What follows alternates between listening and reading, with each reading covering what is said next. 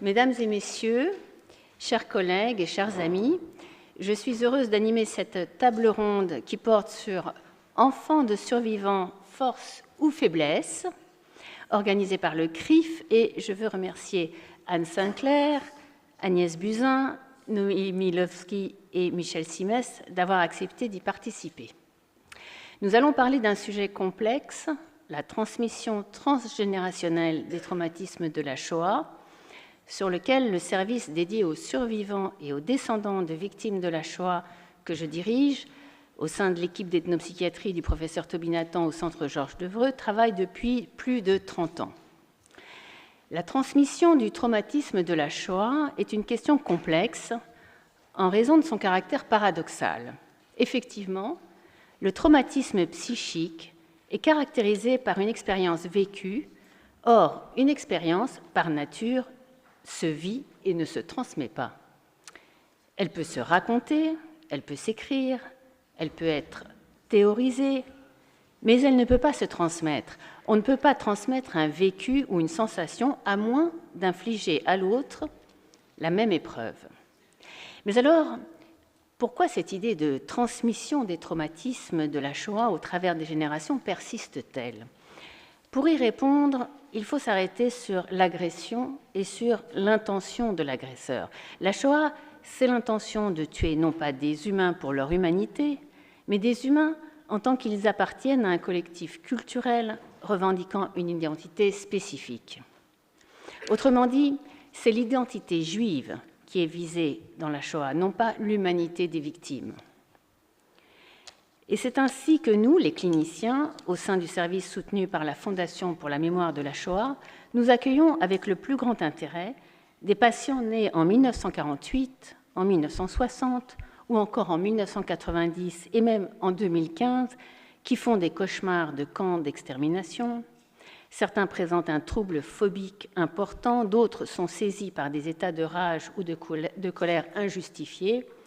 Certains ne supportent pas la moindre situation d'injustice, d'autres encore sont accablés par des épisodes de dépression majeure alors qu'ils n'ont rien vécu de traumatique personnellement.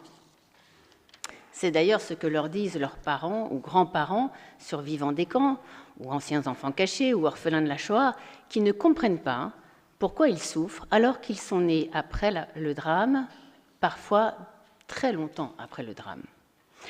Le principe essentiel de cette transmission peut se comprendre au travers d'un simple énoncé qu'on entend couramment dans les premiers moments de l'entretien clinique avec les descendants de victimes, et cela toute génération confondue. Ils disent « Si j'étais né à cette période, si j'avais été vivant pendant la guerre, mais aussi, moi aussi, j'aurais été persécuté. » Les personnes nées en 1946, en 1947, en 1948 sont encore plus précises. Ces enfants de survivants disent qu'ils ont frôlé la mort. Si j'étais né quelques mois ou 1 ou 2 années avant, j'aurais été déporté et je serais mort dans une chambre à gaz, comme les premiers enfants de mon père ou comme la première fille de ma mère. Cette réflexion est intimement liée au fait d'être né juif, d'appartenir à une lignée juive, quelle qu'elle soit, et quelle que soit la manière qu'a le sujet d'assumer ou non son identité. L'approche psychologique et psychiatrique des survivants et descendants de victimes de la Shoah, vous l'aurez compris, et on l'a compris ce matin, ne peut qu'être ethnopsychiatrique, autrement dit, ne peut situer le problème de la pathologie et de la guérison qu'en prenant en compte l'identité juive des patients. Des dizaines d'années de recherche nous ont enseigné que la transmission du traumatisme de la Shoah pouvait également être induite par la pérennité ou le réveil de l'intention de l'agresseur. Et c'est précisément ce à quoi nous assistons en France depuis les attentats de 2015. Au sein de nos consultations et des groupes de parole transgénérationnels, nous constatons le réveil d'une symptomatologie traumatique chez nos usagers, toutes générations confondues. Comme si les cauchemars ou les différents symptômes de nos patients ne parlaient pas du passé, pas seulement du passé, mais du présent et de l'avenir proche. Alors, je parle de transmission et de réveil du traumatisme, et vous l'aurez compris, j'ai un prisme biaisé car j'appartiens à une équipe de cliniciens ayant suivi plus de 2000 sujets à nos jours, qui, par définition, sont des personnes en souffrance. Nonobstant, ce trauma pris en charge au sein de notre équipe est également l'occasion de rechercher les ressorts thérapeutiques disponibles. Et, pour le dire de manière plus précise, pour soigner la rage, la colère, les angoisses et les phobies des descendants de victimes de la Shoah, pour traiter les incompréhensions et les conflits parfois violents qui perdurent dans les relations intrafamiliales, nous recherchons comment cet événement, l'attaque contre l'identité juive, a également induit chez certains des réactions exceptionnelles d'adaptation et a donné lieu à des ressources psychologiques souvent insoupçonnées. Je ne parle pas seulement de résilience, mais de surgissement de nouvelles capacités psychologiques chez des personnes dont l'existence a été menacée.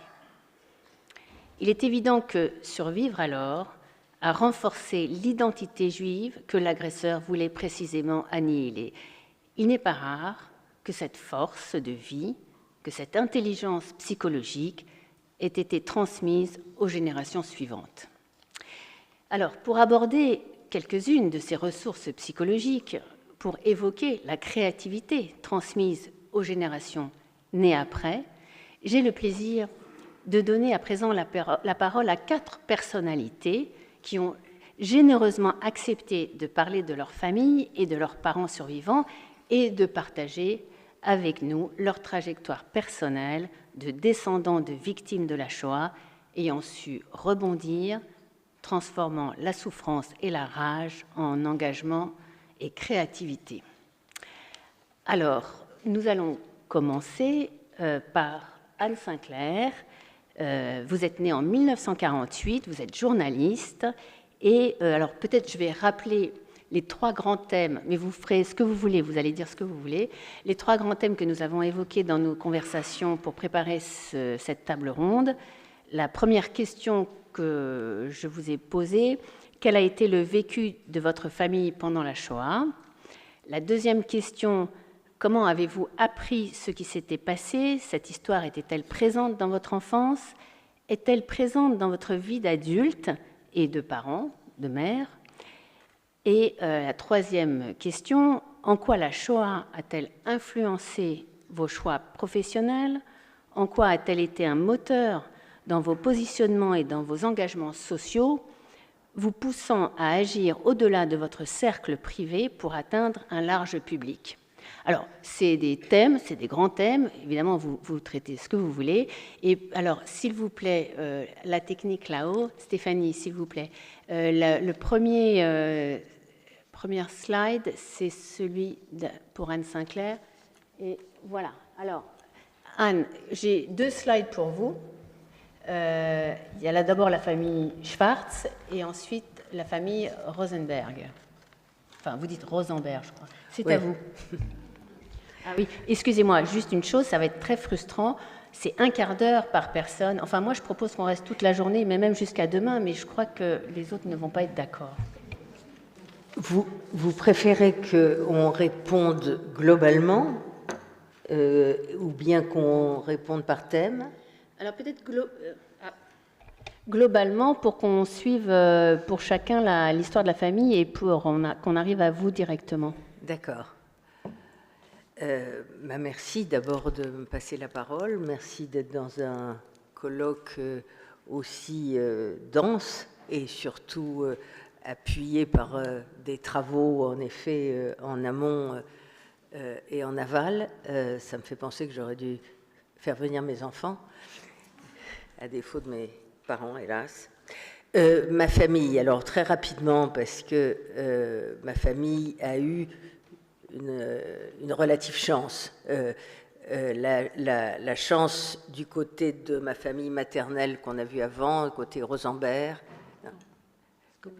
Oui, cette famille-là a réussi. Mon grand-père, qu'on voit avec moi, mon grand-père était galeriste à Paris. Il a réussi à fuir la France au moment juste avant l'armistice, parce qu'il savait qu'il était sur la liste noire des nazis. pour avoir refusé d'acheter les tableaux que les nazis mettaient à profusion sur le marché de l'art comme étant des œuvres dégénérées. Et donc il a réussi avec ma mère et ma grand-mère à fuir aux États-Unis où il a passé la guerre, il a été dénationalisé, spolié de ses biens, mais disons que voilà, il a été sauvé. Son fils, mon oncle, s'est engagé dans la 2e DB à 18 ans, a fait toute la guerre avec Leclerc et a combattu, lui, les armes à la main à son tour, mais il a survécu. Mon père, qu'on voit au milieu, mon père était dans la France libre. Il était Sinclair, ça s'écrit S-I-N-C-L-A-I-R. C'est vrai que ça fait beaucoup plus juif comme ça. Sinclair, je vais peut-être l'écrire comme ça maintenant. C'est un nom il s'appelait Schwartz. Ses parents étant restés à Paris et les nazis ayant la liste des officiers juifs chez De Gaulle, on lui avait conseillé de changer de nom. Il a donc pris un nom au hasard, enfin britannique, Sinclair, et il l'a gardé tout au long de la guerre et changé de nom, j'avais 6 mois, donc je n'ai pas eu mon mot à dire. Et probablement parce que je m'appelais Sinclair, j'ai eu à cœur qu'on sache que j'étais juive, ce qui n'était pas évident, évidemment par mon seul nom. À côté de lui, vous voyez alors là son père, Léonce Schwartz. Ah non, c'est une erreur. Ouais, c'est pas Paul Rosenberg, c'est Léonce Schwartz, qui est donc surtout sur les slides, les autres slides. Ah. Voilà, Léon Schwartz, qui avant 1941 et la rafle des notables du 12 décembre 1941 était, tel que vous le voyez, ma grand-mère, son épouse, et j'ai raconté son histoire dans la rafle des notables,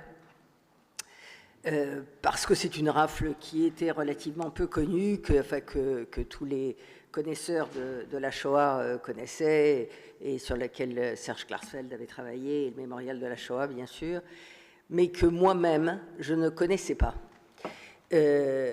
Et il a été arrêté le 12 décembre 1941 avec 742 autres juifs français qui se considéraient même comme israélites, c'est-à-dire d'une vieille souche française assimilée depuis longtemps, alsacienne. Ma grand-mère était, elle, une juive d'Algérie. Mais Léonce, que je n'ai jamais connu, a été incarcéré au camp de Compiègne-Royalieu, qui était un camp nazi en France, à côté de Compiègne. Et il aurait dû partir par le premier convoi du 27 mars 1942, qui a été le premier convoi de juifs de France à destination d'Auschwitz. Et il a été sauvé, si j'ose dire, par son extrême faiblesse, c'est-à-dire que il avait perdu 30 kilos en 3 mois à Compiègne, dans des conditions, il n'y avait pas d'extermination, mais il y avait la mort, ce que quelqu'un avait décrit comme étant le camp de la mort lente. Jean-Jacques Bernard, qui était le fils de Tristan Bernard, qui en a réchappé, l'avait décrit ainsi, qui était un très beau titre. Et c'était une mort à petit feu par le froid, la famine, les mauvais traitements, etc. Et mon grand-père a été hospitalisé au Val-de-Grâce, qui était une annexe du camp de Compiègne, et qui a été, qui était là pour, au fond, comme à l'hôpital Rothschild, d'ailleurs, on remettait sur pied ceux qui étaient trop faibles pour être déportés immédiatement, pour qu'ils soient en état d'être déportés. Donc on les guérissait, si on peut dire, pour les envoyer en chambre à gaz. Et donc, ma grand-mère a réussi, je ne sais comment, parce que je n'ai pas réussi à le savoir, à le faire sortir du Val-de-Grâce quelques jours avant le départ du convoi. Et donc, mon grand-père est mort des suites de son internement à Compiègne, mais comme je dis toujours, dans son lit et non pas dans une chambre à gaz.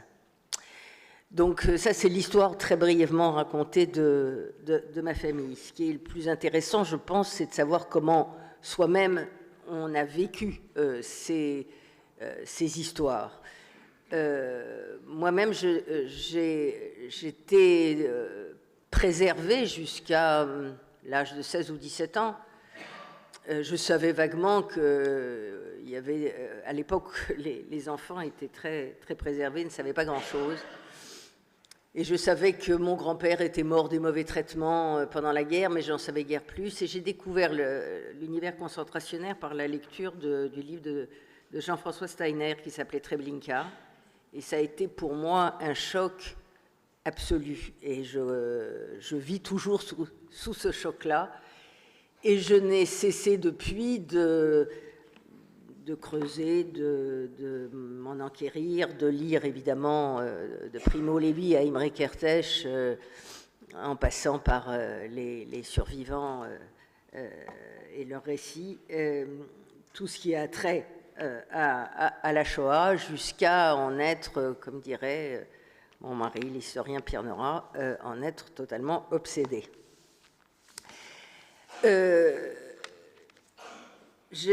En fait, c'est un sujet qui me hante, qui m'habite, et je dirais que plus je vieillis, moins je comprends.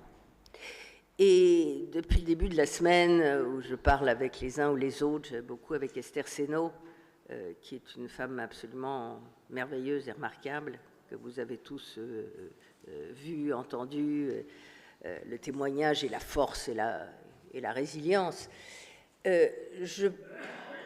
Plus ça va, en effet, moins on comprend parce que c'est pas compréhensible.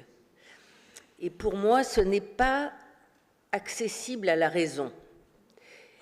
C'est en effet totalement inaccessible de se dire qu'on a voulu industriellement, de tous les coins de l'Europe, supprimer un peuple en raison de ses origines et parce qu'ils étaient juifs. Et donc,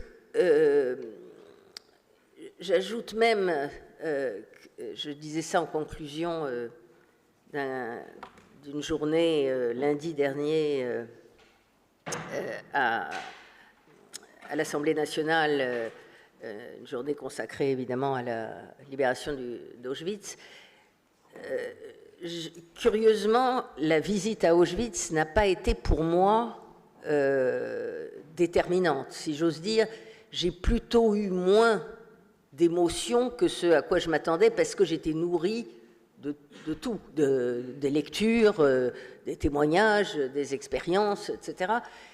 Et la visite de cette immensité sous la neige et glacée, très propre, impeccable, la rampe des Hongrois absolument vide, bien sûr, où nous étions avec des bottes, des manteaux fourrés, des bonnets et des gants, avec quelque chose d'irréel, et que le petit bois de bouleau au bout du camp et les maisons dont les cheminées fumaient, est-ce que c'était les mêmes qui étaient déjà là ou d'autres, avec quelque chose que les nazis avaient voulu comme tel d'ailleurs, d'incompréhensible.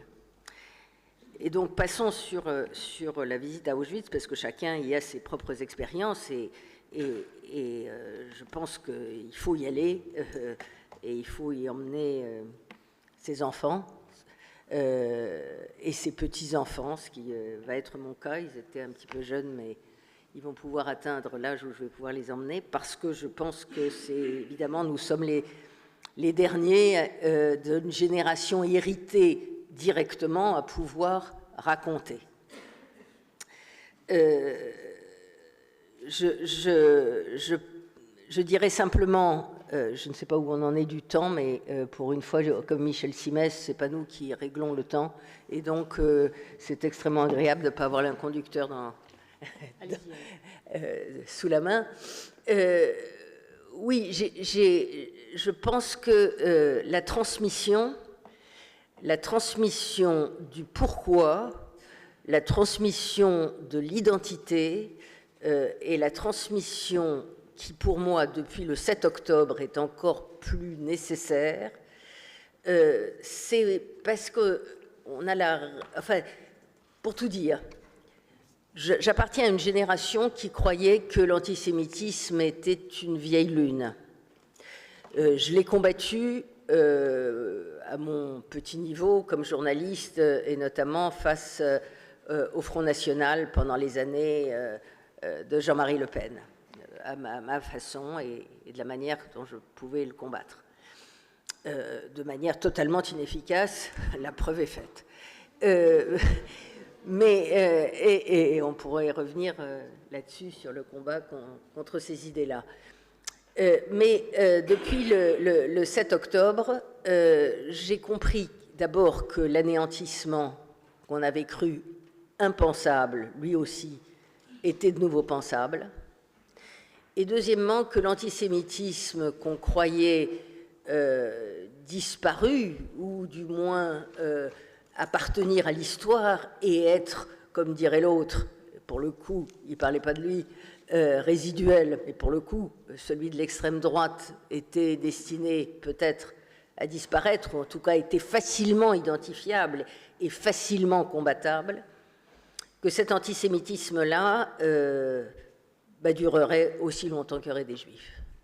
Et que c'était vrai à Babylone, que c'était vrai sous l'Empire romain, que c'était vrai sous le Moyen-Âge, c'est vrai à l'Inquisition, et que ce sera toujours vrai. Et ça, pour moi, ça a été comme une révélation, j'allais dire, intense et brutale, parce que, malgré mon statut de 3/4 d'Ashkenaz, j'avais peut-être un optimisme qui me faisait dire que c'était plus possible.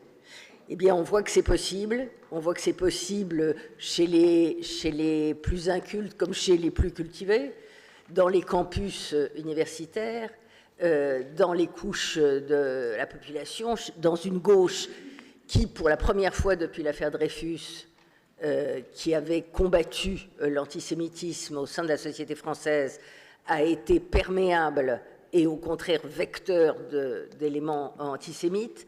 Pour moi, tout ça sont des révélations extraordinairement douloureuses et extraordinairement blessantes, vivantes, et qui gardent une plaie ouverte. Donc, voilà, alors vous dites après résilience ou comment on dépasse, certains l'ont fait par des créations comme Noémie, d'autres par le combat de leur vie, d'autres par... moi, j'ai rien fait. Enfin, j'étais journaliste, j'ai fait mon métier avec une volonté de me battre pour la République, pour un certain nombre d'idéaux, et au moment où on est dans un monde qui bascule absolument de tous les côtés, je pense que voilà, je reste une combattante, et donc je combats et je combattrai.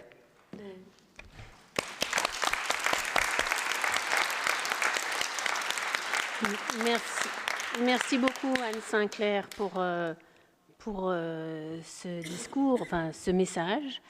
Oui, j'ai l'impression que vous êtes 4 combattants autour de moi, et peut-être, et sans doute qu'il y en a autant, enfin beaucoup dans la salle.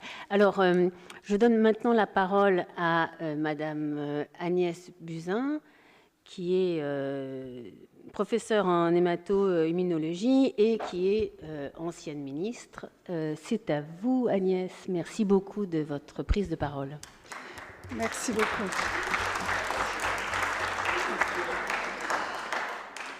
Alors d'abord, je voudrais Agnès, juste un truc. Oui. Vous pouvez nous envoyer...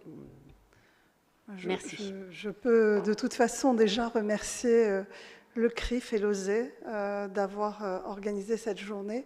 Et elle m'a obligée à réfléchir. Donc, avant de venir, j'ai fait un travail rétrospectif pour répondre aux questions qui m'étaient posées et pour parler évidemment de mon père qui a été déporté, que beaucoup d'entre vous connaissent, Élie Buzyn, dont je rappellerai rapidement l'histoire puisqu'il était d'une famille polonaise.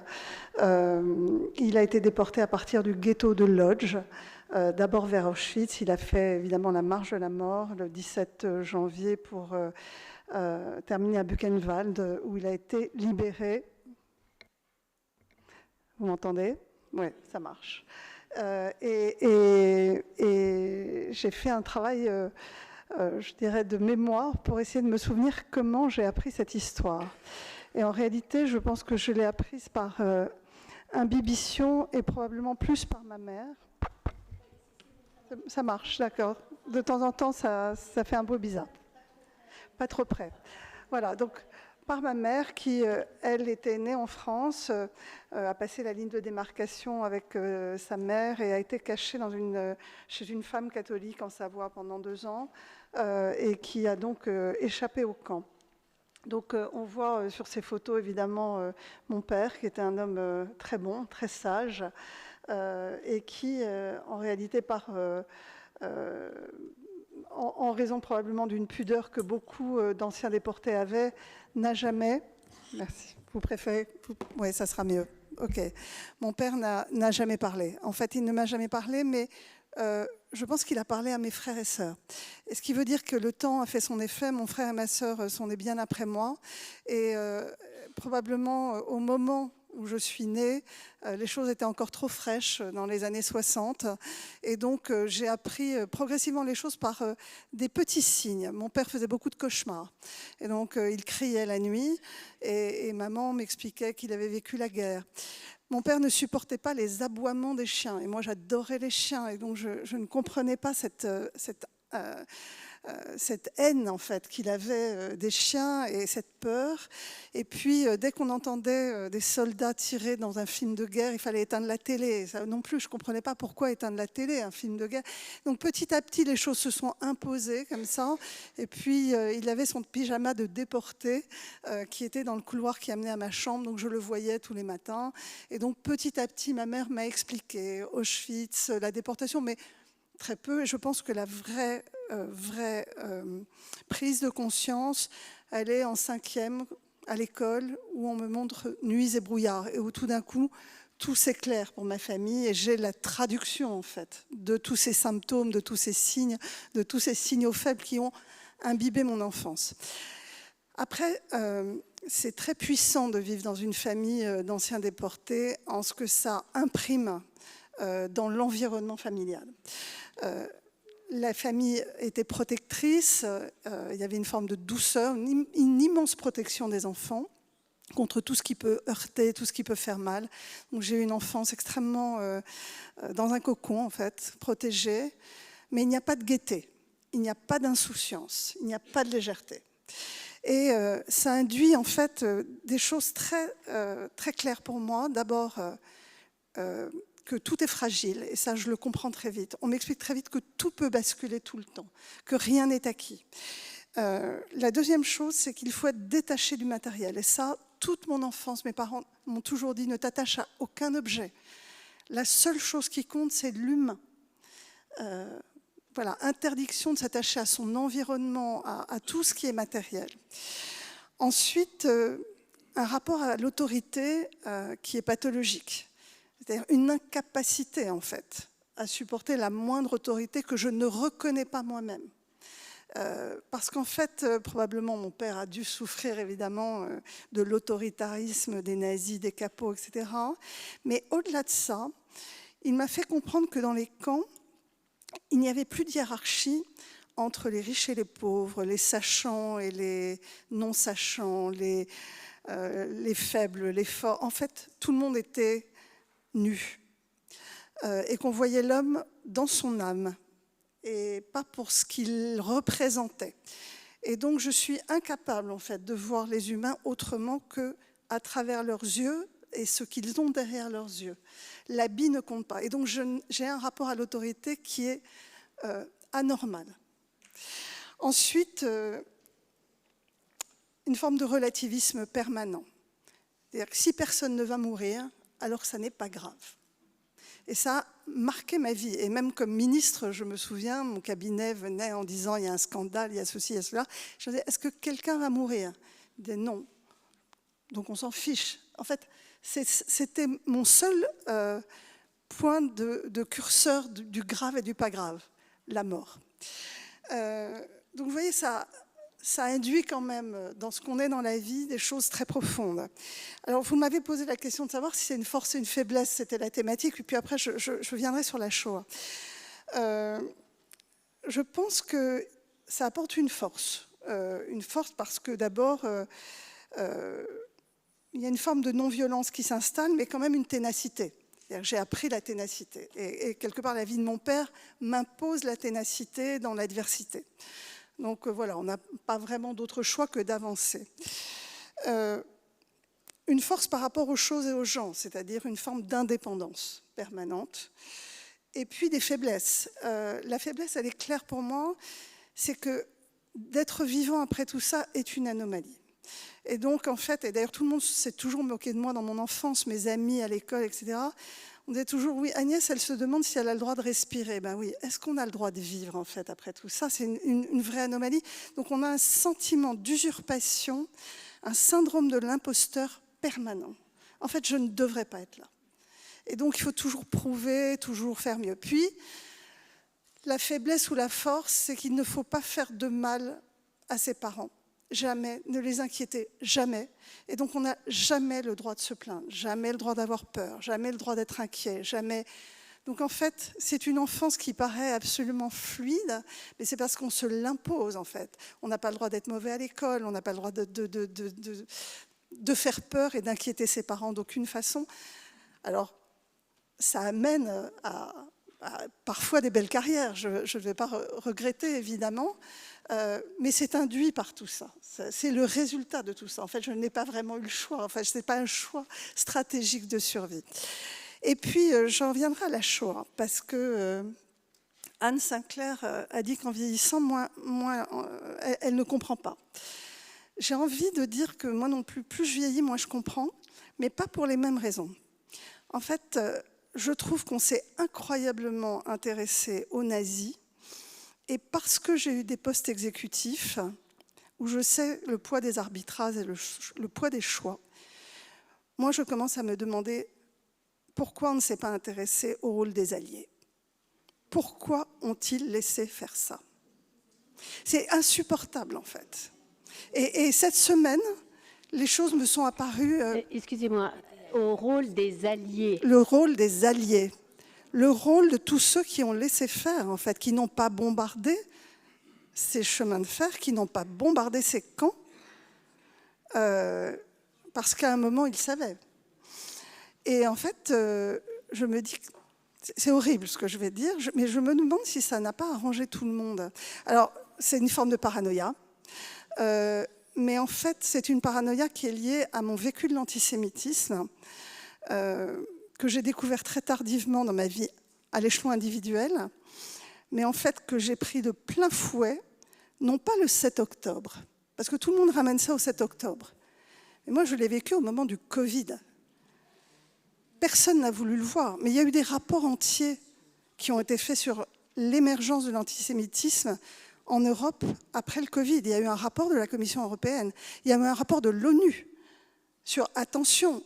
Émergence de l'antisémitisme. Et en fait, j'ai compris que cet antisémitisme-là, il n'était pas d'extrême gauche, il était partout, en fait, partout. Et on m'a ramené à l'état de sorcière qui empoisonnait le puits. Et en fait, ça a commencé même avant. Lorsque j'ai rendu les vaccins obligatoires, on me présentait comme sorcière qui allait tuer les enfants.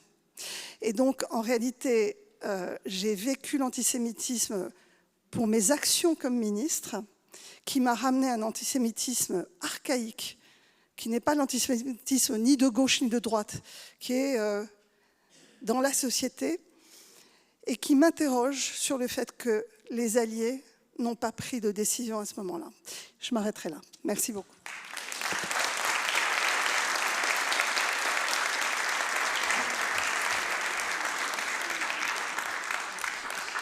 Chère Agnès Buzyn, merci infiniment pour votre intervention, votre témoignage.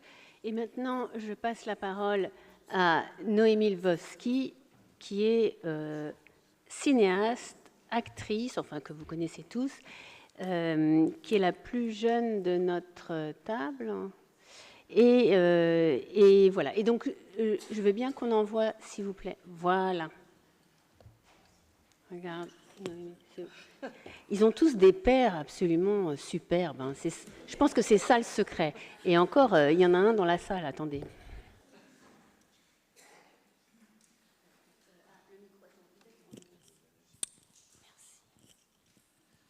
Merci. Je remercie beaucoup pour cette invitation et je vous remercie toutes les trois pour tout ce que vous avez dit. C'est la première fois que je m'exprime publiquement à propos de ma famille. Je vais être un peu bafouillante, je m'en excuse, et puis je vais sans doute devoir m'aider de mes notes et essayer de répondre, mais dans le désordre. Voilà, j'ai grandi dans un désert. Il n'y avait pas de grands-parents, pas d'oncles, pas de tantes, pas de cousins, pas d'objets et pas de photos. Et mon père ne parlait pas, j'en arriverai après à l'histoire de ma famille paternelle. Pendant la guerre, il ne parlait pas du tout de sa famille et il ne parlait pas du tout de la guerre, encore moins de la Shoah. Et il ne parlait plus sa langue maternelle, qui était le russe, il ne parlait plus le yiddish, enfin il ne voulait pas, il ne voulait plus parler ces langues.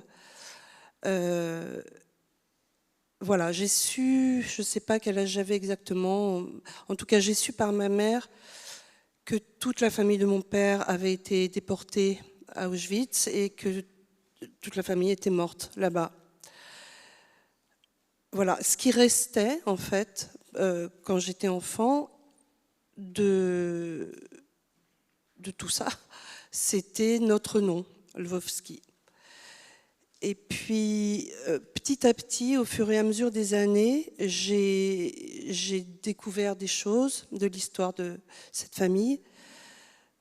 Quand je suis devenue jeune adulte et aidée par celui qui allait devenir le père de mon fils, j'ai fait des recherches grâce à ce qu'on appelait à l'époque, qu'on appelle peut-être toujours le bottin de Klarsfeld. J'ai découvert les noms, les dates et lieux de naissance et la date de départ du convoi, le numéro du convoi qui a emmené ma famille de Drancy à Auschwitz. C'était le convoi 55 qui est parti le 23 juin 1943. Voilà. Beaucoup plus tard, après la mort de mon père en 2013, j'ai demandé, grâce à quelqu'un qui est là, d'ailleurs, je ne sais pas, à Alice Tajman, j'ai fait une demande d'indemnisation. Alors, l'appellation, elle est compliquée, enfin, elle est longue, mais je suis très, très reconnaissante à cette commission de la précision. Indemnisation pour des biens spoliés aux Juifs par enfin vous devez savoir mieux que moi. Ok. Le truc était tellement long, je trouvais ça très beau, la précision. Bref. Et j'ai demandé, bon, cette indemnisation, je ne pouvais pas la demander du vivant de mon père, il l'aurait refusé avec colère, j'aurais même pas pu finir de prononcer le mot, indemnisation. Mais grâce à Alice Tajman, j'ai fait cette demande qui a permis, bon, l'indemnisation elle est dérisoire, forcément dérisoire, mais ça a permis une enquête.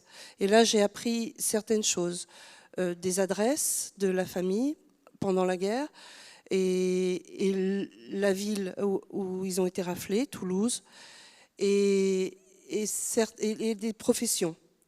Voilà. J'ai appris aussi que je pouvais inscrire les noms des gens morts en déportation de ma famille à Yad Vashem. Ça, c'était avant l'existence du mémorial de la Shoah et du mur des noms.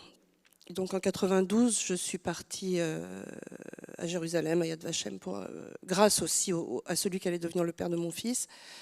Mais ce désert dans lequel j'ai grandi, il reste inscrit en moi, physiquement. aussi, pas seulement dans la tête. Voilà. Vers 9 ou 10 ans, sont apparus des cauchemars qui racontaient tous la même chose, qui sont restés récurrents jusqu'à mes 25, non, même plus tard, pardon, jusqu'à mes 28, 29 ou 30 ans. Et dans ces cauchemars, je me croyais... en fait, je n'étais plus née 19 ans après la guerre, ce qui est le cas dans la réalité. J'avais toujours mon âge, donc je grandissais au fur et à mesure des années, mais je vivais à Auschwitz en 1943 et j'allais être exterminée. Et ces cauchemars sont vers l'adolescence et ils sont entrés dans ma vie éveillée. Il y a eu des moments où j'avais ce qui frôlait des délires, ou ce qui était des délires, je ne sais pas, où j'étais absolument persuadée que le monde autour de moi, l'époque à laquelle je vivais, les gens que je voyais, tout ça était un vaste mensonge et qu'en réalité, j'étais pas là. J'étais à Auschwitz en 1943. Voilà, j'en ai jamais parlé à mon père, évidemment, on ne parlait pas de ça, on croyait se protéger mutuellement, lui et moi. Ah oui, pardon, il faut que je vous dise que à partir de mes 10 ans, j'ai vécu seule avec lui. Donc on était... Ah, mon père, il s'appelle Henri Lvovsky. Il est beau. Et il est grand. Bref,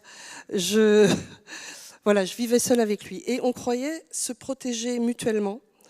Lui, je pense, en ne me parlant pas du tout de la guerre.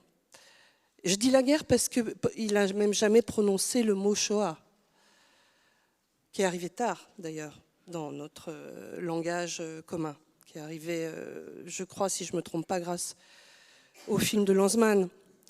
Voilà. Donc, lui croyait, je pense, me protéger en ne me parlant pas de la guerre ni de la famille. Et moi, je croyais le protéger en faisant comme si je n'étais pas du tout concernée par tout ça, alors que j'étais hantée tout le temps, vraiment tout le temps. Ça va mieux maintenant, beaucoup mieux avec l'âge. Voilà. Et puis, il y avait quelque chose qui était présent pour moi, toujours, c'est que alors que mon père était la personne dont j'étais la plus proche, que je connaissais le mieux et qui me connaissait le mieux, je sentais, je vous raconterai après le peu d'histoire de la famille que je connais, mais il n'a pas été déporté, mon père, hein, il est le seul à ne pas avoir été déporté. Alors qu'on était si proches et si complices et qu'on s'aimait autant, j'avais tout le temps le vertige de sentir qu'il venait d'un autre monde. Et c'était vertigineux pour moi de me dire, mais il est si proche de moi et il vient d'un autre monde. Et pourtant, il vient d'un monde dans lequel parfois, dans des espèces de folie, je croyais être. Voilà. J'ai aussi grandi dans l'idée que je me suis faite toute seule, hein, on ne me l'a pas du tout donné, que je n'aurais pas dû naître. Je me retrouve complètement dans ce que vous avez dit, Agnès Buzyn, que le plan des nazis était que je ne naisse pas, qu'il n'y ait pas de descendance. Et j'avais l'impression, je l'ai toujours, je crois, que ma naissance, mon existence, était à la fois une anomalie, on emploie le même mot, et une victoire. Voilà, une victoire sur les nazis, mais une victoire, tout court. Voilà, à propos de victoire, j'aimerais vous raconter une anecdote qui a l'air de rien comme ça, mais qui, je crois, a sa petite importance. Lorsque mon fils est entré au CP, il avait 5 ans et demi, son école a posé une plaque en mémoire des enfants de cette école morts en déportation. Et je ne sais pas ce qu'on a dit aux enfants, mais on a dû parler aux tout petits de la déportation des Juifs pendant la Deuxième Guerre mondiale. Et lorsque mon fils est rentré à la maison, on a dû, je pense, plutôt que de faire de la philosophie, alors que je trouve que les tout-petits sont des grands philosophes, plutôt que de leur dire qu'une partie de l'humanité avait voulu exterminer une autre partie de l'humanité, j'imagine qu'on leur a parlé avec pathos et qu'on leur a dit des choses horribles, presque inimaginables. Parce que mon fils est rentré de l'école sidéré. Et il m'a demandé ce que les Juifs avaient fait de mal pour, je cite, qu'on les fasse brûler dans des fours. Et là, je suis restée sans voix, j'étais incapable de lui répondre. J'ai perdu les pédales, je me suis ruée sur le téléphone et j'ai appelé mon père. J'ai appelé mon père au secours. Et alors que mon père était un bonhomme, comme on dit, il était un dur à cuire, quoi. Il en fallait beaucoup pour l'impressionner, et qui vivait à l'autre bout de Paris, il m'a dit « j'arrive tout de suite ». Il est arrivé, il est allé droit sur son petit-fils, qui est son unique petit enfant. Il lui a dit « tu n'as rien à craindre, Hitler est mort ». Et il a ajouté « et c'est moi qui l'ai tué ». C'était magnifique.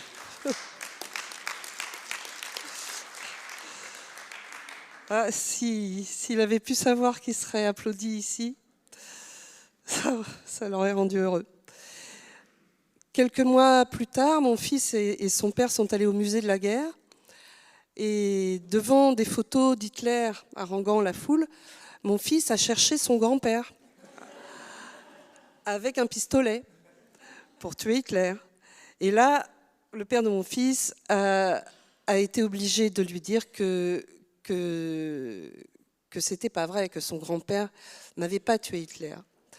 Et je me raconte, avec mon fils, aujourd'hui, on se raconte que c'est là que mon fils a appris ce que pouvait être un mensonge vertueux et ce qu'était une fiction, mais une bonne fiction. Après, c'est peut-être pas tant une fiction que ça, comme disait Nathalie. Il a peut-être... bon, on ne sait pas. Voilà. Et je crois aussi que par ce mensonge, mon père prenait une... enfin, par ce mensonge, je n'ai pas d'autre mot, vertueux. Mon père prenait une revanche sur une vie de combattant qu'il avait rêvé d'avoir contre les nazis et qu'il n'a pas pu avoir. Parce qu'il avait fait... Enfin, voilà l'histoire de la famille. C'était une famille qui venait d'Odessa, qui est venue en France, je pense, je n'en sais rien, c'est ce que je m'imagine. Ils n'étaient pas religieux et ils étaient socialistes, je crois. Et j'imagine qu'ils sont venus en France parce que la France était le pays qui avait réhabilité Dreyfus, peut-être en oubliant que la France était aussi le pays qui l'avait condamné. Et puis, c'était le pays de la littérature. Et puis, il y a cette expression « heureux comme un juif en France ». Voilà. C'était une grande famille, ils vivaient tous dans le même immeuble. D'abord à Paris, et puis ensuite, ils sont partis en zone libre à Toulouse. C'est à Toulouse qu'ils ont été raflés. Mon père voulait combattre. Il a voulu combattre dès 1939. On lui a dit oh, on n'a pas besoin de toi, passe ton bac, passe ton bachot, puis on verra plus tard. Il a été très déçu de ça. Ensuite, je crois qu'il a essayé de rejoindre De Gaulle. Il n'a pas pu. Je crois qu'il a attendu. On l'a baratiné. On lui a dit oh, attends, sur cette plage-là, il y a un sous-marin qui va venir te chercher. Il était tout jeune, il est de 1922. Et il a attendu sur la plage. Évidemment, aucun sous-marin n'est jamais venu le chercher. Et puis, à Toulouse, il a compris que son frère adoré faisait partie d'un réseau de résistance. Il a demandé à son frère de le faire entrer dans ce réseau de résistance. Et son frère lui a dit « Non, tu es trop sanguin, tu vas nous faire avoir des ennuis. » Jacques Lvovsky. Et mon père était sanguin, donc il s'est mis très très en colère et il a dit « Vous êtes tous des cons, je pars. » Et il est parti, ce qui l'a sauvé. Est-ce que son frère a eu conscience de le sauver ou pas? On ne saura jamais. Voilà. Et mon père a voulu rejoindre le général Leclerc. Donc il est passé clandestinement en Espagne, il est resté un moment à Barcelone. De Barcelone, il est passé sans argent, sans... Pardon ? Ah, pardon. Sans argent, sans rien. Il est passé en Afrique du Nord. Et là, il y avait l'armée de Lattre de Tassigny. Mon père n'aimait pas du tout de Lattre. Il disait qu'il était de la dernière heure. Mais de Lattre enrôlait à tour de bras, comme ça, en lui faisant croire qu'il était chez Leclerc. Et quand il a compris qu'il n'était pas chez Leclerc, il a déserté. Il s'est fait reprendre, il n'était même pas puni, on le réenrôlait. Il a déserté, comme ça, 3 fois. La 3e fois a été la bonne, et il a marché. Je ne sais pas comment, il est arrivé chez Leclerc. Là, on lui a dit, il était heureux, il voulait vraiment combattre. Mais on lui a dit, qu'est-ce que vous avez fait? Il a dit 1 an de médecine. Et là, on lui a dit, très bien, vous serez médecin. Et un de ces drames, je crois, j'ai senti, mais comme disait Agnès Buzyn, par imbibition, j'ai senti que c'était un de ces drames, de ne pas avoir pu combattre. Et qu'il aurait vraiment aimé pouvoir tuer Hitler. J'ai cru pendant longtemps... C'est trop long? Non, il y a encore 3 minutes. Oh la vache! Ah oui, pardon. Alors j'ai cru pendant longtemps qu'il avait été déporté parce qu'on ne regardait jamais d'images. C'était pas possible. Moi, j'allais me réfugier chez une copine pour essayer d'apprendre des choses par la télévision. Mais un jour, en zappant, on est tombé, mon père et moi, sur des images de Dachau. Et mon père m'a dit, j'étais préadolescente, mon père m'a dit, j'ai été là-bas. Et j'ai cru jusqu'à mes 30 ans que mon père avait été déporté, mais ça me paraissait bizarre parce que Dachau n'était pas un camp d'extermination, donc pas un camp pour les Juifs. Et puis, mon père a réussi à parler au père de mon fils. Et il lui a dit que non, qu'il n'avait pas été déporté et qu'il avait été à Dachau avec Leclerc. Et voilà, et j'ai pensé à lui entrant dans ce camp et sans savoir si sa famille était vivante ou morte. C'est une solitude vraiment particulière, la solitude des rescapés. Voilà. J'avais plein de choses encore à vous dire. Oui, j'ai commencé à comprendre qu'on avait assassiné la famille de mon père et qu'on l'avait assassiné plusieurs fois, comme on a assassiné plusieurs fois les Juifs morts en déportation. J'ai compté 5 fois, mais j'en oublie sans doute. J'ai l'impression qu'on les a assassinés une première fois en leur retirant leurs droits, une deuxième fois en leur retirant leurs biens, une troisième fois en leur retirant leur nom à l'arrivée au camp, et une 4e fois en leur retirant la vie physique, en leur donnant la mort, et une 5e fois en effaçant, en essayant d'effacer plutôt toute trace de leur passage sur Terre. Je suis sûre que j'oublie des formes d'assassinat. Donc il était impossible de regarder des images avec mon père. Et les images, tout ça, c'était avant le film de Klaus Lanzmann, avant Shoah, qui a totalement changé ma vie et ma compréhension de la Shoah. les images qu'on avait, c'était, par exemple, je me souviens de la série Holocauste. Et alors, je voulais absolument voir la série Holocauste. J'allais la voir chez une copine, chez les parents d'une copine. Et c'était impossible pour moi. Je ne supportais pas qu'on me tire les larmes comme ça. J'avais l'impression... Cette fiction, déjà, ça me faisait tout drôle que ce soit une fiction. J'étais enfant, hein. Et cette fiction voulait me faire pleurer. C'était pas qu'elle me faisait pleurer, c'était qu'elle voulait me faire pleurer. Et je refusais de pleurer sur cette histoire.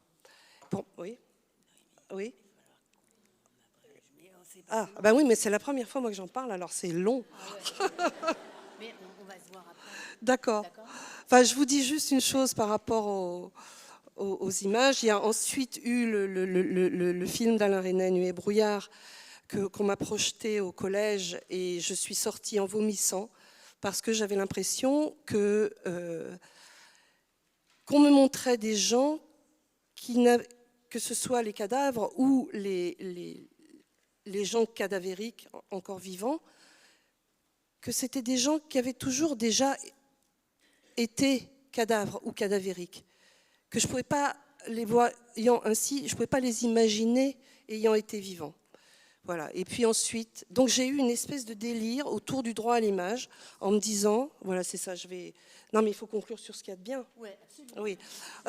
Donc j'ai à nouveau eu une sorte de délire en me disant, mais peut-être que je suis en train de voir mes grands-parents, mes oncles, mon oncle, mes grands-oncles, grands-tantes, etc., et de ne pas pouvoir les reconnaître. Non pas seulement parce que je n'avais jamais vu de photos, mais aussi parce qu'ils étaient rendus méconnaissables. Et que si mon père avait été devant ces images, il aurait pu peut-être voir ses parents, son frère, ses oncles et tantes, et ne pas les reconnaître.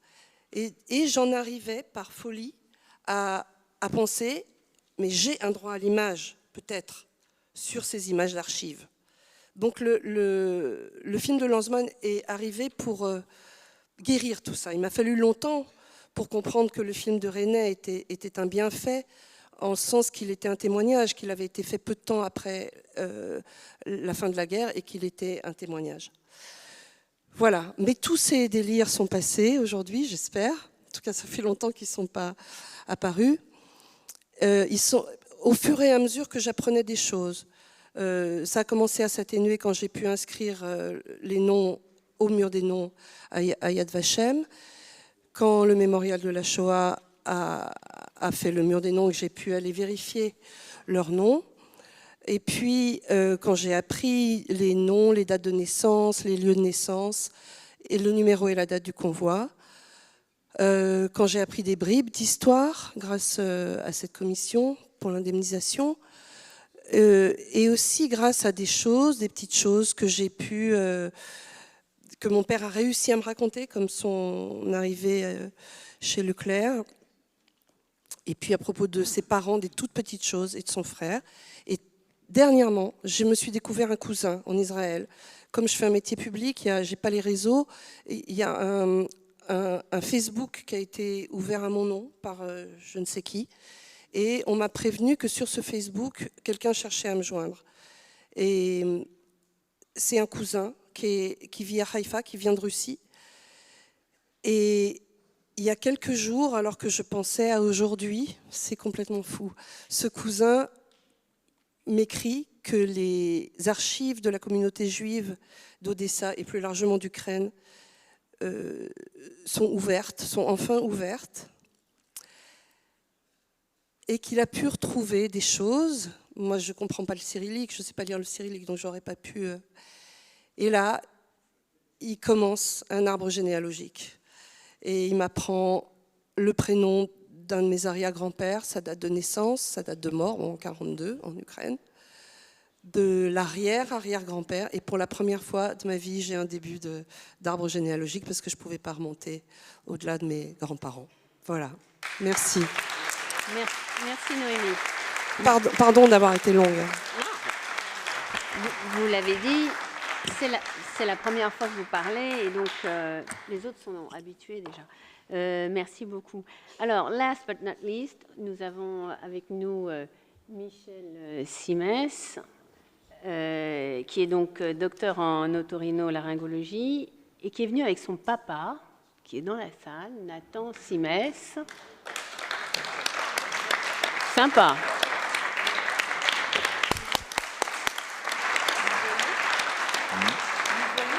Et même avec, c'est jamais sans mes deux fils, puisque je crois que je sais que Franck Simès est là aussi.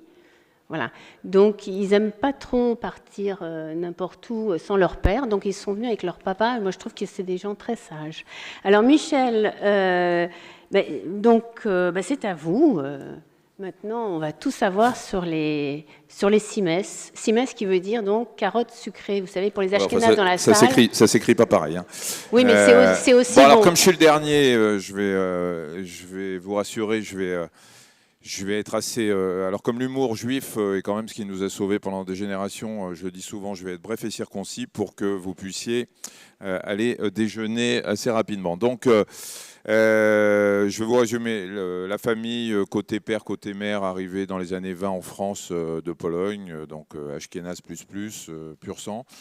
Arrivé en France probablement pour fuir un pays dans lequel il n'était pas forcément bon d'être juif, et en plus, effectivement, venir en France pour travailler, pour avoir de la liberté, etc.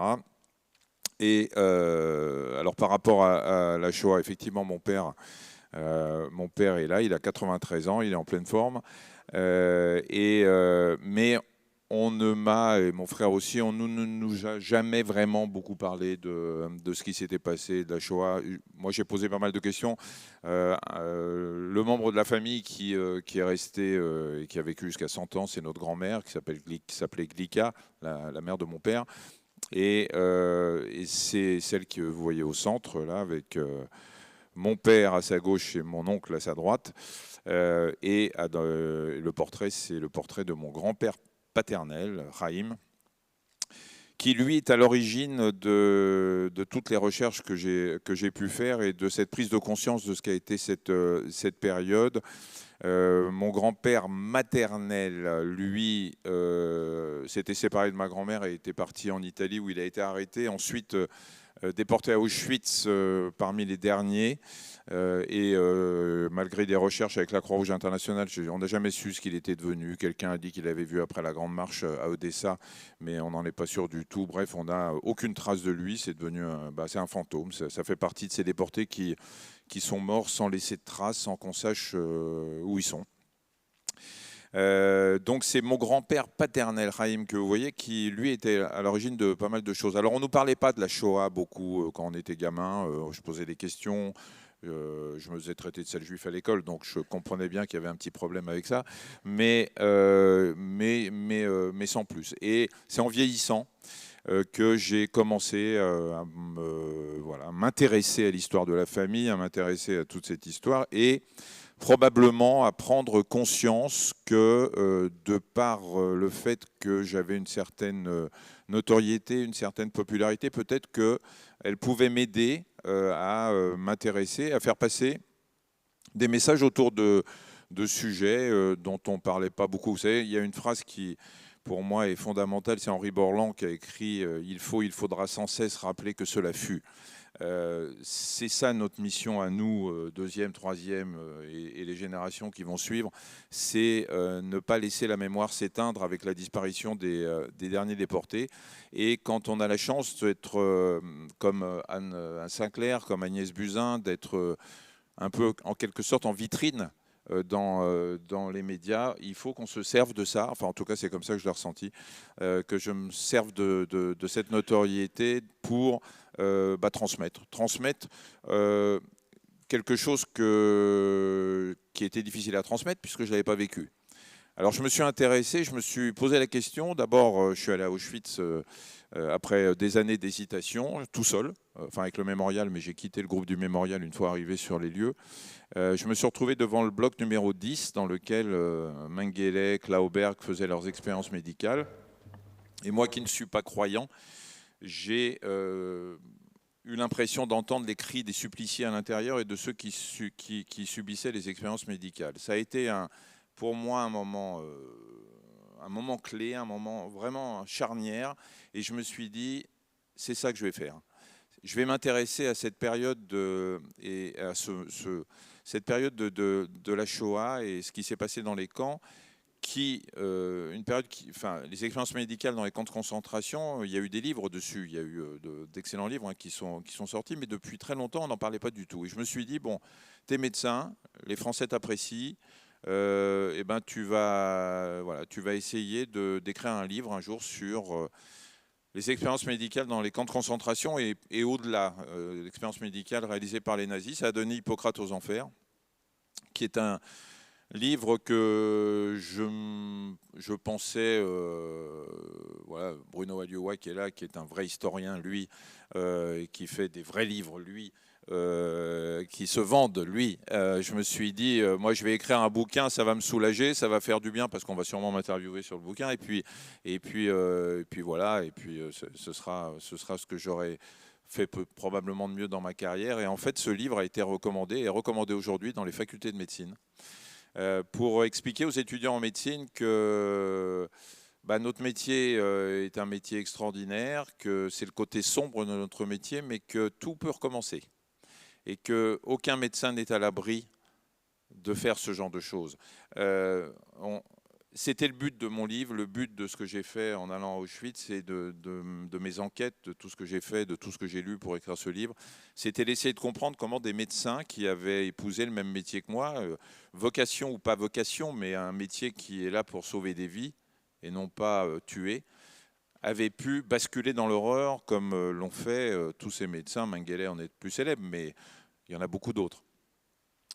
Évidemment que je n'ai pas eu de réponse parce que chacun avait sa propre personnalité, ses propres engagements vis-à-vis de l'armée allemande, par exemple, ou vis-à-vis de la génétique comme Mengele. Mais ça a été ça ma participation à la mémoire, ma petite pierre apportée à l'édifice. On en a fait un documentaire qui est passé sur infrarouge, à la télé. Alors ce livre, que je pensais confidentiel, a été vendu à plus de 200 000 exemplaires, ce qui est considérable pour un livre, vraiment, vraiment considérable. Et le documentaire qui est passé sur infrarouge entre minuit et 1h du matin, il y a eu 1,5 million de personnes qui l'ont vu.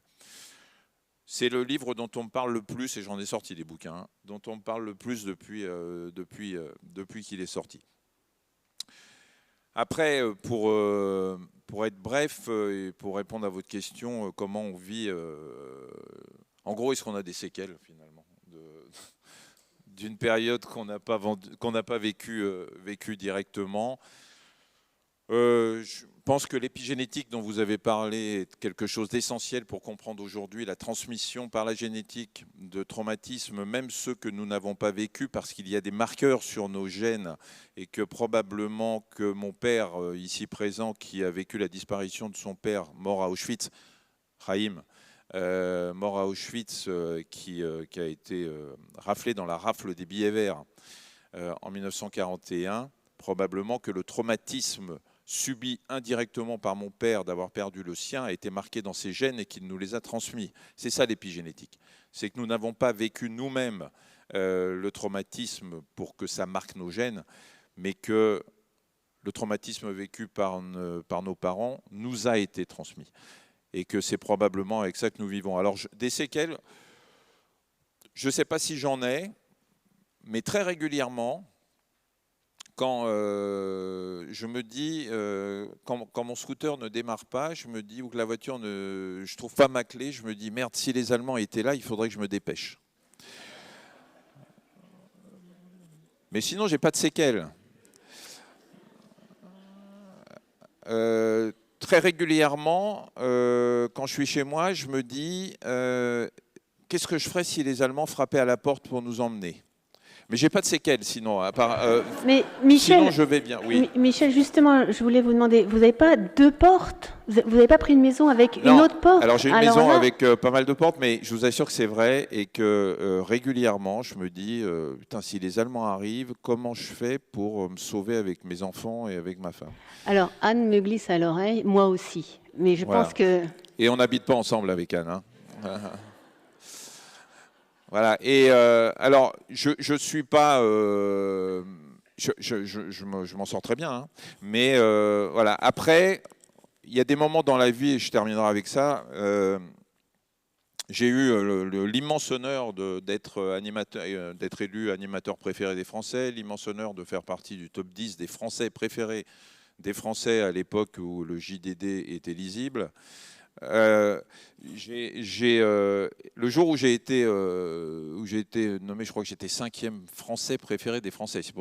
On n'est pas dans l'animation télé, là. On est Français préféré des Français, avec où j'étais devant Belmondo, Alain Delon, etc. Quand même. Là, c'est pour vous situer. Non, Goldman, il était toujours au-dessus, mais il est juif, je lui en veux pas. Mais j'étais quand même, j'ai pris vraiment un coup de poing dans la gueule, et je suis allé avec le JDD au gymnase Japy, qui est le gymnase dans lequel il y a eu la rafle des billets verts, où mon grand-père avait été arrêté. Et j'ai tendu ça vers le ciel, moi qui ne suis pas croyant, en lui disant, regarde, 70 ans après que tu aies été arrêté, que tu as été arrêté par la police française, la France, le pays qui t'a envoyé à la mort, donne ce palmarès et fait que ton fils est un des Français préférés des Français.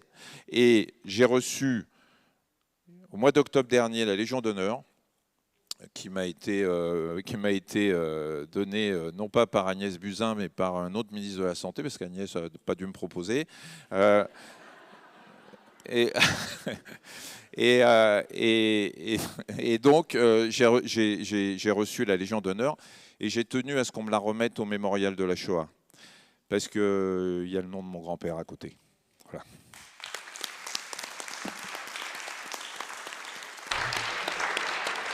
Alors, Michel, d'abord, bravo pour le timing, vraiment. Écoutez, je crois qu'on doit... en tout cas, je voulais vous remercier tous les quatre. Franchement, je sentais, quand je vous ai chacun eu au téléphone, qu'on allait passer un moment exceptionnel, à la fois profond, fort et drôle, et intéressant. Faut dire que vous avez chacun un père, ou vous avez eu chacun un père qui est un héros. Il y a un film qui s'appelle Mon père ce héros, non? C'est pas ça? Donc vous auriez chacun pu l'écrire. Vous nous avez parlé de vous, de votre histoire. Vous avez fait revivre des personnes et des personnages importants de votre famille. Vous avez accepté de partager tout cela avec nous. Vous nous avez transmis la force qui est en chacun de vous, dont vous avez, je pense, hérité de vos parents et de vos grands-parents et de votre lignée. Je vous remercie infiniment. Et maintenant, je donne la parole à celle qui va conclure la matinée, c'est ça? Avant qu'on puisse enfin aller manger. Merci beaucoup.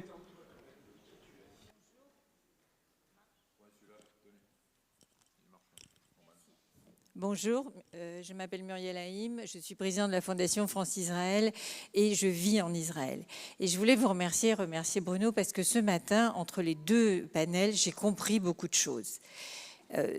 Même en vivant en Israël, je n'avais pas forcément compris. Comme vous le savez, d'abord, aujourd'hui, c'est un jour spécial parce qu'il va y avoir encore 3 otages libérés, visiblement, et 5. Oui, c'est fait. Et 5 Thaïlandais. Donc ça, c'est quand même extraordinaire, et ils sont tous vivants. Mais je pense que c'est important de le rappeler aujourd'hui. Donc j'ai compris pourquoi, parce qu'en effet, Israël a été créé par des survivants. Or, vous nous avez parlé de vos familles, de vos parents. Et donc, finalement, je me dis que depuis la guerre, on a vécu quelque chose qui est très, très étonnant dans le monde juif. On a vécu 75 ans, on a posé nos valises. 75 ans, et donc on s'est cru encore une fois intégrés. Et c'est pour ça que le 7 octobre a été une telle révolution, une telle horreur, une telle sidération, parce qu'on est... Mes amis en France me disent, tiens, on est passé de citoyens français à citoyens de seconde zone. On a l'impression qu'on n'avait plus exactement le même statut. Donc c'était très, très compliqué. Et une des questions que j'ai entendues ce matin, qui m'a beaucoup intéressée, c'était, finalement, ça a été presque en Angola qu'en Israël.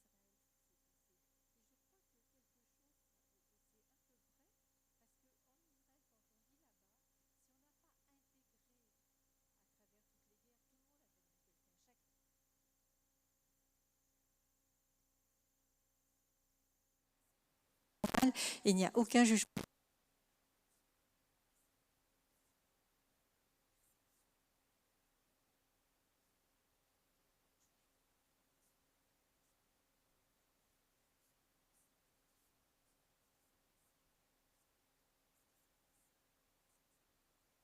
enfin 80 ans au moment de la Shoah. Alors c'est vrai que dans les deux cas, c'était une déshumanisation extrême, c'était une barbarie extrême. Le problème, c'était aussi au niveau collectif, au niveau inconscient collectif, ça terrorisait les gens parce que ça a rappelé, le 7 octobre a rappelé le fait qu'on pouvait disparaître. Parce qu'au départ, les gens se sont dit, mais qu'est-ce qui se passe ? Et puis, il y a eu en effet la transmission du traumatisme avec les enfants. Par contre, il y a eu des choses qui ont été profondément différentes et qui nous ont aidés en Israël à rebondir. C'est que la Shoah, c'était systématique. Il y avait pas, au niveau du 7 octobre, on n'a pas vécu ça. Par contre, on a vécu quelque chose de très grave. On a vécu le viol du territoire israélien. Parce qu'on pensait que c'était impensable, que c'était pas possible, que jamais ça nous arriverait. Ça, c'est une chose. Et le contexte était différent parce que aussi maintenant, Israël, on a un pays. On a un pays qui s'appelle Israël, qui est un pays fort, qui a une armée et qui a réagi, même après quelques temps de sidération. Donc on n'est pas dans la même situation que les Juifs étaient au moment de la Shoah, citoyens, même si certains se croyaient intégrés comme une partie des Juifs allemands. Et en plus, il y a eu aussi quelque chose de très très différent que je voulais pointer, c'était les réseaux sociaux. Il y a eu immédiatement une diffusion de l'information. Le monde entier était au courant. On ne peut pas dire qu'il était très sympathique. On a eu. Quand c'est arrivé, je me suis dit, est-ce qu'on va avoir 48 heures ? On a eu à peu près 48 heures où on a eu... En général, quand un juif meurt, on a 48 heures où pendant 48 heures, on nous plaint, puis au bout de 48 heures, on nous dit que c'est de notre faute. C'est assez systématique et on peut retrouver pas mal d'éléments. Donc, autrement dit, ce que je voulais dire, c'est que moi, j'ai appris ici ce matin des choses qui m'ont fait... J'ai beaucoup changé en vivant en Israël. Vivre en Israël, si on ne change pas, on n'arrive pas. On n'arrive pas. On garde des illusions, on garde certaines illusions, on en crée d'autres, et puis on en perd certaines. Je veux dire, la société israélienne a quelque chose d'extraordinaire, c'est que quand ça va mal, elle est fantastique. Quand ça va bien, elle est moins formidable. Mais quand ça va mal, je peux vous dire qu'elle est exceptionnelle et ce qu'on vit en ce moment est exceptionnel. Et donc, je voulais simplement terminer là-dessus en disant que aussi bien qu'on a besoin des deux sociétés, que chacune peut aider l'autre à dépasser ses traumatismes et à partager son expérience. Et je voulais encore une fois remercier Bruno et vous rappeler qu'à 14h, ça reprend avec Boris Cyrulnik. Je vous remercie.